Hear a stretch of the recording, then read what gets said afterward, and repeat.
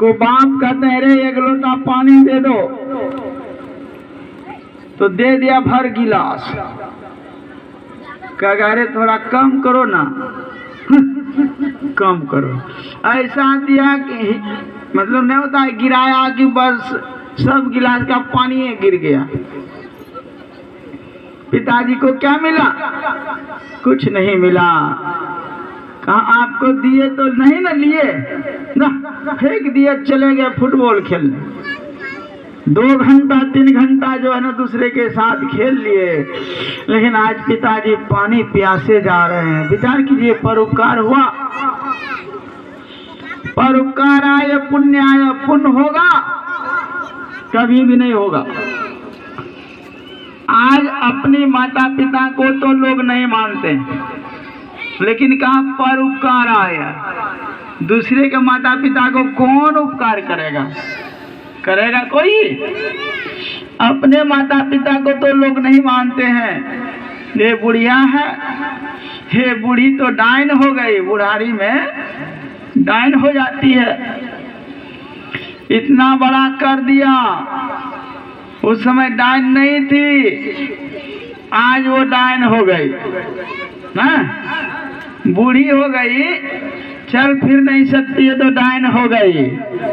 देखिए क्या उपकार की भाव है हम लोग के अंदर में। पति पत्नी में मेल है नहीं है? हम तो देखते हैं ये जो साहिया वाला चला है ना कम, अरे भाई सब दूसरे के पति के कंधा पकड़ पकड़ के फुर फुर करती है, कभी अपने पति के साथ में नहीं जाती है। हम लोगों के क्षेत्र में कई ठो चली गई 2-4 गो बच्चा छोड़ छाड़ के चली गई, और महीना दिन 15 दिन रह के फिर आ भी गई।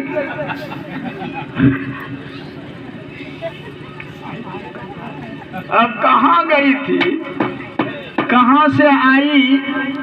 विचार कीजिए, कहाँ जा रहे हैं हम? अब जाके आ गए, किसको किसको सुनाएंगे? सबके घर का वही हाल हो गया। 6:30 बजे 7 बजे रात तक ऑफिस खुला हुआ है। देखेंगे हम लोग वहाँ पर लगाया है स्कूल में, हम कहीं लोग को कौन जो दे दिया है बिजनेस पता नहीं लग रहा है। घर में ना संझा बाती करेगी। एक सत्संगी हमारे आश्रम में आने लगी कि हाँ बाबा हमारे नातिन पुतहू कमाती है, और जब भाग गई ना तो सत्संगी में नहीं आने लगी, कमाती है, चली गई वो। विचार कीजिए, आज हम आपका ये धर्म कहाँ चला गया? बाण पूजा करने जा रहे हैं, क्या हो गया? तो यहाँ का परोपकार आए पुण्य आए। अपना घर में अगर यदि आप माँ बाप की सेवा कर लिए, तब आप दूसरे की सेवा करेंगे। अपने घर में अगर पति पत्नी में मेल है, तब आप दूसरे को कहेंगे कि मेल से रहिएगा। लेकिन रह पाते हैं? विचार कीजिए, पति पत्नी में भी मेल नहीं है, माँ बाप में भी मेल नहीं है, बेटा में पिता में मेल नहीं है। उपकार होगा? पर उपकार आए पुण्य आए, पुण्य होगा। और वह पुण्य कैसा होगा? अब देखिए गोस्वामी जी महाराज ने लिखा,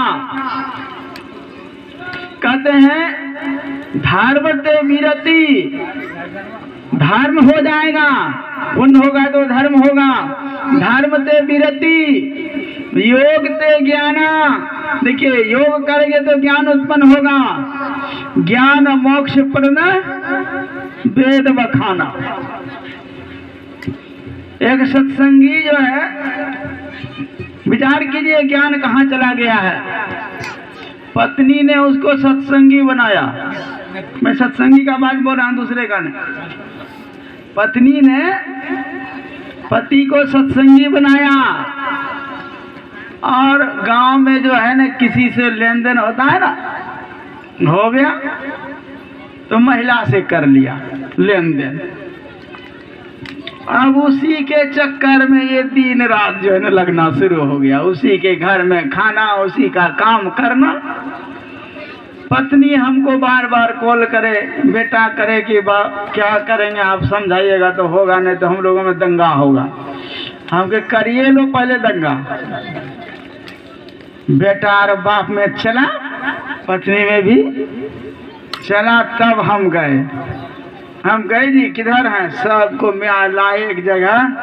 हम कहे सुनिए, आपको सुधरना है कि नहीं सुधरना है, नहीं तो फिर पूरा जमीन वो ले लेंगे आपको।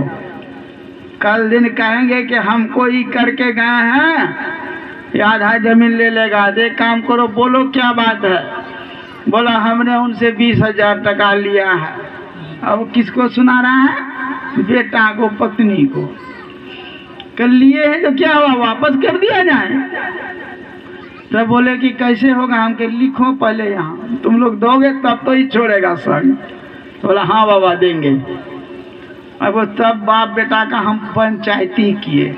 बेटा ने इतना इतना पैसा फलना के सामने, बेटी के सामने, पत्नी के सामने, बाबा जी के सामने बेटा ने पैसा दिया और उसको बोले कि चलो अभी हमारे साथ देना।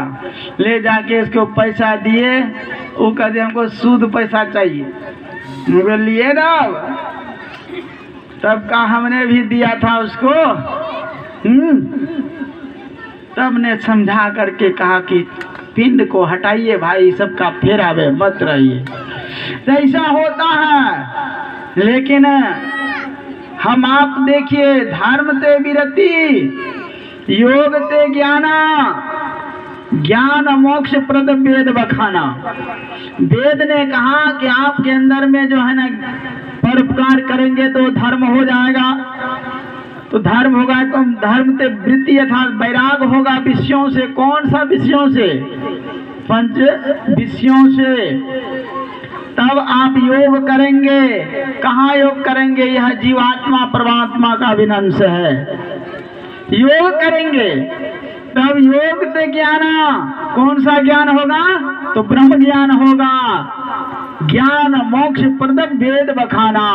आज यहाँ पर ज्ञान भरी कोमल वाणी से गोनिषाद को लक्ष्मण जी क्या कहते हैं, बोले लखन मधुर मृदुवाणी, ज्ञान वैराग भक्ति रससानी। जिस बात को यहाँ कहना चाह रहे हैं उसमें वैराग भी है, ज्ञान भी है और भक्ति भी छिपा हुआ है।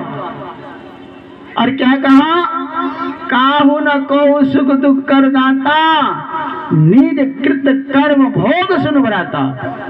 ये जीवात्मा परमात्मा का अभिन्न अंश है, यही जान लीजिए, अभिन्न अंश है। लेकिन यह परमात्मा का अभिन्न अंश है, परमात्मा अंशी है, वहां से हम आप बिछुड़ गए हैं वासना के कारण। वास सुरत ले आवहीं, शब्द सुरत ले जा। परमात्मा में थे, वासना किए तो वहां से बिछुड़ करके देहावसान समझे चित्ते यददे भावे ततदे भवे जीवैति जन्म कारण। शरीर अब धारण करने लग गए। जैसे शरीर को धारण करने लग गए, अब वासना कैसा हम आपका है। अगर वासना है पंच विषयों का, विचार कीजिए, समझ में आ रहा है कि नहीं बात। 5 विषय हैं, अगर पंच विषयों में वासना को रख करके शरीर को अगर हम आप त्यागेंगे तो पंचभौतिक शरीर में हम आप नाना प्रकार के जीव 84 लाख जोनि में हम आपको भ्रमण करना पड़ेगा। और नाना प्रकार के जोनि जो है 84 लाख जोनि में हम आप भ्रमण करेंगे। प्रातः काल में बाबा से सुन रहे थे कि कितने जन्म हम आपको लेकर के जो है ना फिर हम आप मनुष्य शरीर में आए हुए हैं। ये मनुष्य शरीर में आ करके अगर हम आप यहाँ कह रहे हैं, ये जीव को मनुष्य शरीर जो मिला हुआ है बड़ी भाग्य से मिला हुआ है, और ये भाग्य से शरीर मिल करके अगर हम आप जो है उस कर्म, जिस कर्म के कारण नाना प्रकार की जोनि में यह जीव जा रहा है, उस कर्म से अगर वह वंचित नहीं रहेगा, विचार करेंगे, अगर जीव उस कर्म से वंचित रह गया, उस कर्म को अगर वह छोड़ दिया, तो नाना प्रकार की जोनियों से इसको मुक्ति मिलेगी। नहीं तो मनुष्य शरीर मिला हुआ है सभी कर्म बंधनों से पार होने के लिए। अगर हम आप सभी कर्म बंधनों से पार नहीं हुए साधना करने के बाद, तो फिर हम आप शरीर जो छोड़ेंगे तो वासना के कारण नाना प्रकार के जोनियों में चले जाएंगे।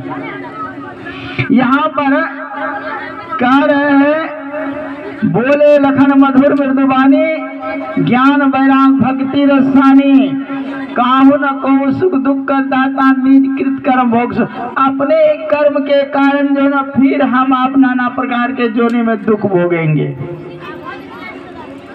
अब दुख जो हम आप भोगेंगे, तो यहाँ पर कह रहा है उदाहरण के स्वरूप, सीता को दुख भोगना पड़ा, राम को दुख भोगना पड़ा। राम क्यों दुख भोग रहे हैं, विचार कीजिएगा। सीता क्यों दुख भोग रही है? ये सीता अपनी बगिया से एक सुग्गी को ले आई थी और उसको पिंजरे में बंद रखी थी, और सुग्गी बार बार बोलती थी, हे सीते, हम गर्भवती हूँ, मुझे पति के साथ रहने के लिए था, लेकिन आज तूने मुझे सब पिंजरा में रख लिया है।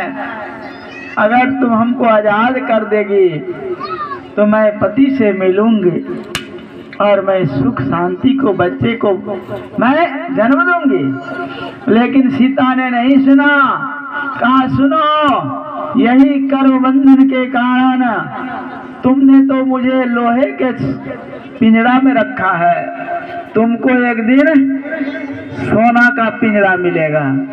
अर्थात आज वही वनवास में है, रावण चुरा के ले जाएंगे लंका राम को। यही राम जब नारद को कामदेव से जब मुक्ति मिल गई, कामदेव को जीत लिए नारद ने, तो वह चले गए ब्रह्मा के पास। ब्रह्मा ने कहा, बेटा तुम विष्णु के पास नहीं जाना, लेकिन माने चले गए शंकर के पास। कहा कि विष्णु के पास नहीं जाना, चले गए विष्णु के पास। विष्णु भगवान ने सोचा, काम को तुम जीत लिया है ना। अच्छा, आगे बढ़ा नारद, वहां एक बहुत बड़ा नगर बसा दिए, माया थी भगवान की। और विश्व मोहिनी का माया जो है माला लेकर के घूमने लगे कि वह संकल्प की थी, राजा हमारी बेटी जिसको गले में माला डालेंगे उसी के साथ ब्याह होगा, हमारी विश्व मोहिनी पुत्री का। नारद जी को हो गया जो यही मौका है, और वही नारद वहां चले गए। नारद जी जब वहां गए तो नारद जी तो सुंदर रूप में थे, लेकिन सोचा कि इससे भी सुंदर आकर्षण करने वाला विष्णु का शरीर है। भगवान का ध्यान किए, भगवान प्रकट हुए। भगवान ने कहा, हे भगवान, नारद ने कहा भगवान से, मुझे सुंदर आकर्षण रूप दीजिए। कहा जाओ, लेकिन मुखड़ा नहीं मांगा था सुंदर, उसका मुखड़ा हो गया किसका? बंदर का। सुंदर तो चेहरा दे दिया, अब विश्व मोहिनी माला लेके घूम रही है।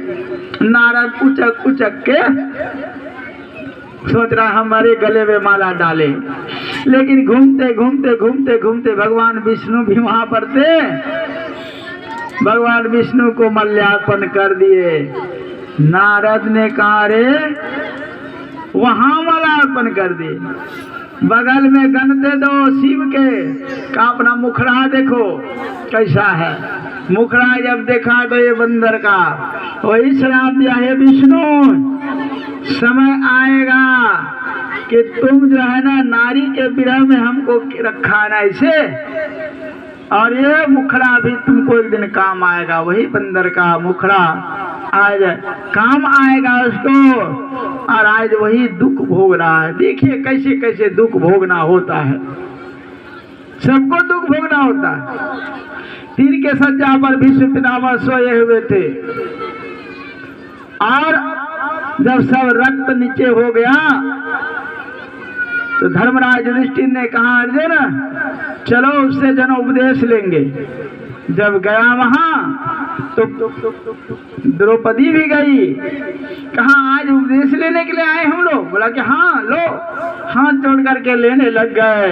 भीष्म पितामह ने कहा जहाँ सत्य है वहां विजय है। द्रौपदी कहती है एक बड़ी सभा में थे, हम सबको हाथ जोड़ रहे थे, आज मेरी लाज हरी आई के बचाइए।